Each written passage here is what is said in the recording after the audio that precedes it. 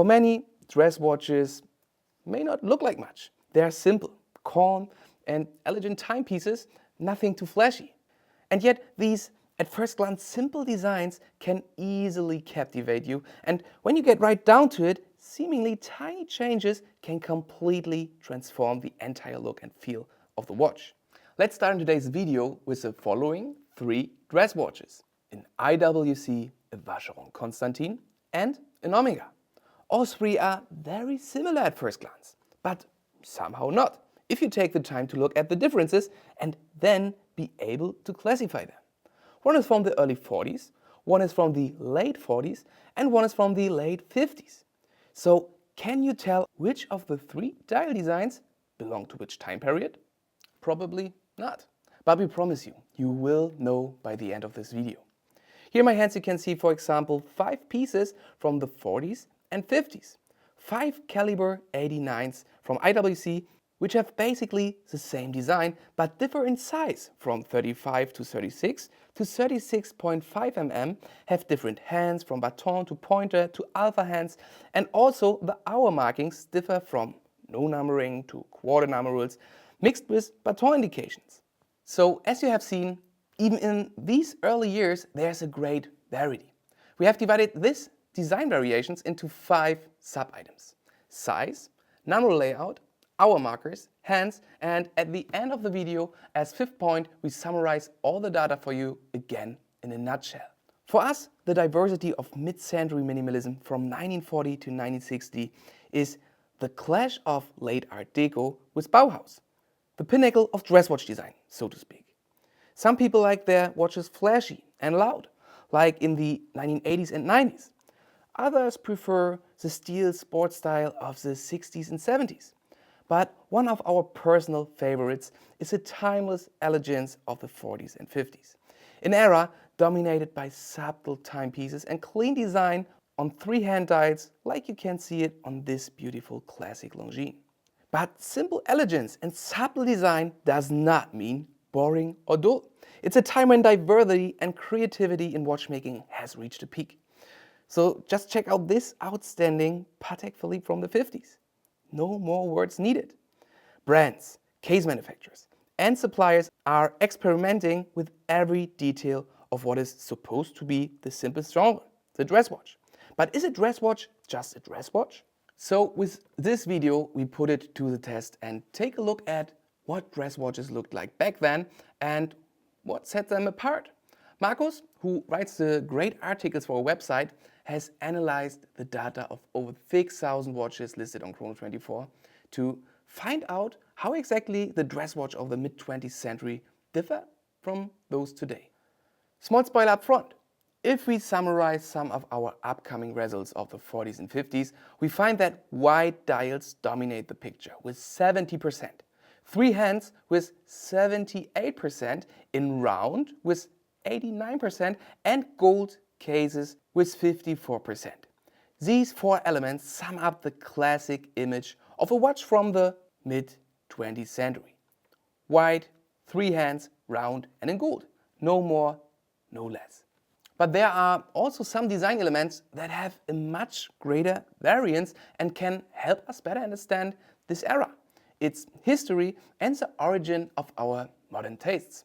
So let's start with the first of the 5 points, the size of a dress watch, and then work our way through the watch from the outside in. The first station is an overview of wristwatch sizes, divided by production years. Here you can see 2 axes. On the left side, the size of the watches without crown from 26 mm to over 40 mm, and on the bottom side, the production period from 1940 to 1960. The data is shown here as a heat map, with the lighter colors representing the more popular sizes and the darker ones representing the less popular ones. The chart on the right shows the average popularity per diameter over time. First, it is noticeable that the 35 mm watch diameter is a clear favorite throughout the era. Almost 20% of all watches had a diameter of 35 mm. However, an interesting difference between the 1940s and 50s also emerged. In the 1940s, watch diameters were much more diverse. Both oversized, that means 37 mm and above, And smaller examples, like 33 mm and below, were much more common than in the 1950s, especially in the late 1940s. Another reason for the variety of sizes, especially when it comes to smaller sizes, shaped dress watches. During the Art Deco era until the late 1940s, rectangular and tonneau-shaped watches were quite popular and of course had a smaller circumference from left to right, as you can easily see it on this square omega with only 25 mm. But that also means that the diversity of styles I predicted is not reliably reflected in the size of a dress watch. But there's much more we can focus our eyes on. And that's point number 2, dress watch numerals. The numerals on a watch dial are classically Roman, Arabic or Breguet numerals and are the least abstract way to indicate the passing minutes and hours on the dial. We speak of numeral arrangement because not all hours necessarily have a numeral. Sometimes numerals are found only at each even number, like on this constellation in my left hand from the 50s, at 3, 6, 9, 12. That is the quarter hours. Or sometimes only at certain places, especially only at 12, as you can see it on this Patek in my right hand. On this graph you can see the distribution of the 5 most popular numeral layouts for dress watches between 1940 and 1960 on the left, and the general popularity in its period on the right. The blue line represents the absence of numerals, light blue for full, light green for quarter, dark green for even, and yellow for a numeral at 12. In the period from 1940 to 1960, it can be observed that the arrangement of numerals on dress watches from 1942 to the end of the 1950s transitioned from full numerals to known. In other words, it was a transition from a very direct to a very abstract display of time. In between, from 1945 to 1955, there are, of course, a lot of variations. A little less than 60% of the timepieces of this period had either full numerals or no numerals. This means that about 40% had a non-classical layout. The most noticeable alternative was quarter numerals with 20%, perhaps most familiar from old Omega or Jaeger-LeCoultre watches. But even numbered with 9% and single-digit 12 layouts with 6% were also popular. Both reached their peak in the late 1940s. Since numerals are the most direct way to indicate the hour on the dial, what other options are there? The third important design feature of the mid-20th century are clearly hour markers. Functionally, any shape or form can display the course of the hour, like the chapter ring on this rosé gold pole router. And in fact, there are several ways to do this, and probably many more that you may not be aware if you only look at modern watches. So what are the top 5 most popular hour markers in mid-century dress watches? In this third graph, you can see the distribution of the 5 most popular hour markers on dress watches between 1940 and 60 on the left, and the overall popularity during that time period on the right. Orange represents dots, pink represents numerals, purple represents arrow, dark blue represents the dagger, and blue represents the stick marker. In the early 1940s, full numerals are the most common choice, a possible consequence of the war. But as we transition away from full numeral layouts, we see several distinct trends coming up. Circular or dot-shaped markers reach their first peak around 1946 with a maximum share of 90%.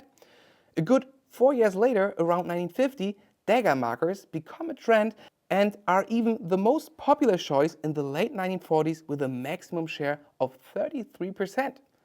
Least popular among our top 5 are arrow markers with not overall 5% popularity and 10% maximum share. Yet they are an interesting and extravagant choice in the late 1950s. Finally, throughout the 1950s, classic stick markers prevail and become by far the most common marking style on all dials with 71% maximum share. A special design of hour markers has many advantages. They can and will accentuate every aspect of your dial. Here, on a stunning 1950s Longines Conquest, the complex arrow or trapezoid-shaped hour markers are like a silver sail crisscrossing the dark ocean of the style.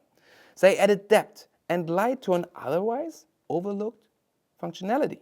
And finally, we can take a closer look at what comes from the center of the dial. Point number 4, the hands. The only parts that move visibly on the dial, they also come in quite a few varieties and are still much discussed in watchmaking today. In our final chart for today, you can see the distribution of the 5 most popular sets of hands on dress watches between the 1940s and 60s on the left side, as always, and the overall popularity over the time period on the right side.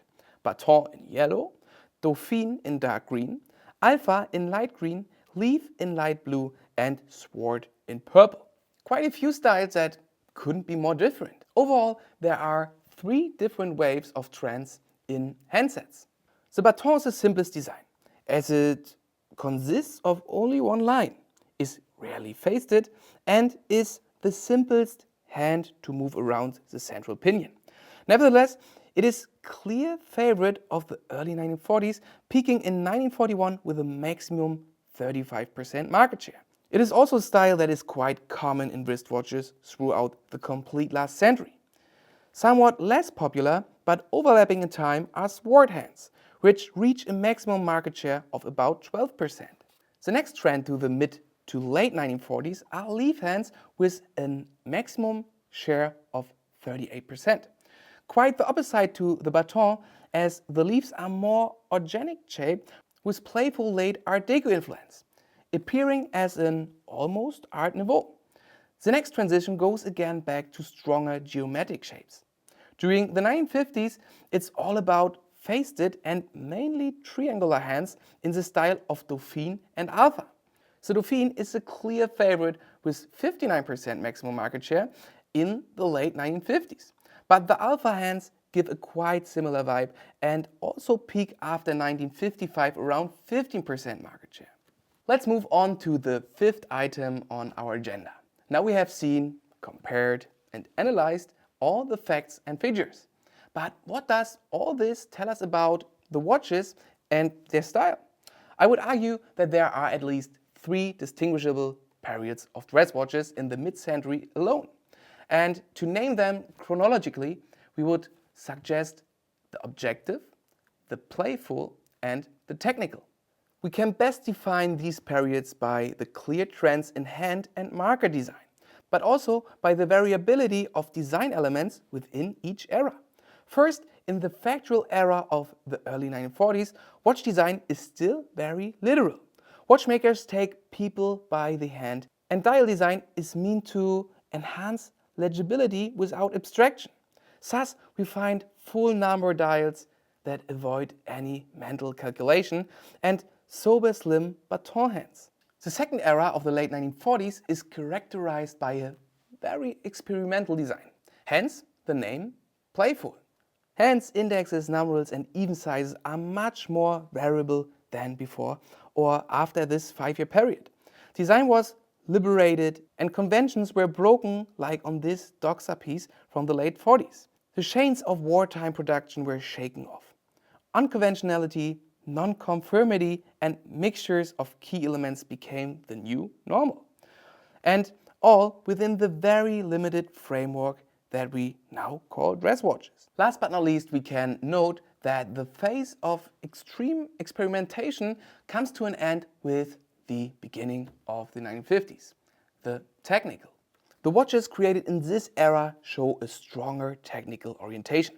In this decade, Omega introduced its Constellation and Rolex almost its complete professional lineup. Technical standards evolved and watches increasingly became precision instruments rather than everyday accessoires. This trend is also reflected in the most common design elements. Dauphine hands, dash indices and a highlighted seconds display exude a very futuristic vibe, indeed at the time. Still, it seems almost coincidental how quickly the tide turned and the playful era with a completely different design approach was left behind in favor of the technical. Just before everything became a matter of accuracy, it was all about style and composition. We probably still experience this back and forth between these two aspects of watchmaking today. Just a few years ago, all you heard about the vintage watch market were steel Rolex sports models. Then interest shifted into steel design sports models like the Royal Oak and the Nautilus. Now, more design-orientated brands like Cartier, Piaget and Chopin are also making a small comeback. The only question is, when will this translate back into new releases? And last but not least, let's solve our question from the intro. Which watch belongs to which period? The start is in the early 40s with the Omega with the full numbering, railroad scale and slightly leaf-shaped hands.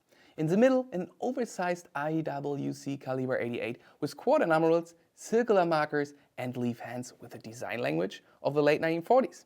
And last but not least, a rosé gold Vacheron Constantin with silver sunburst dial without numbers but baton hour markers and Dauphine hands. All design elements that speak for the late 1950s.